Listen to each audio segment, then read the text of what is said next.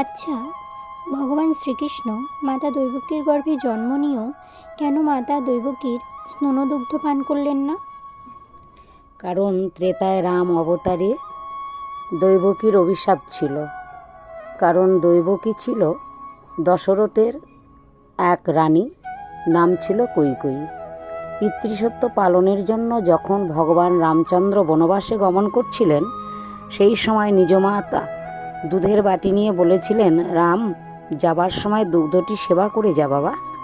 তখন কৈকেয়ী দুধের বাটিতে থাবা দিয়ে বলেছিল, রাজ ঐশ্বর্যে তোমার কোনো অধিকার নেই, বলে দুধের বাটিটি ফেলে দেয়। তখন ভগবান রামচন্দ্র মায়ের বদনের দিকে চেয়ে বললেন, মা তুমি জানতে পারোনি বা বুঝতে পারলে না সন্তানের কি কি ব্যথা, তাই তুমি দুধের বাটিটি থাবা দিয়ে ফেলে দিলে। তবে দুধের অনুশোচনা তুমি আগামী জন্মে আগামী দেহে পাবে। যেদিন আমি তোমার অষ্টম গর্ভে জন্মগ্রহণ করব সন্তান রূপে দাপরে, সেই দিন তুমি হবে কংসের ভগিনী রূপে জন্ম নেবে, আর আমি সেদিন তোমার অষ্টম গর্ভের সন্তান রূপে জন্ম নেব, কিন্তু তোমার স্তনদুগ্ধ পান করব না এবং তোমাকে বদনে মা বলে ডাকব না।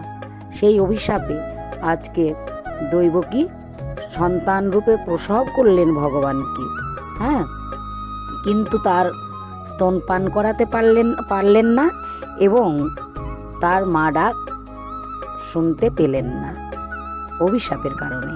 হরে কৃষ্ণ।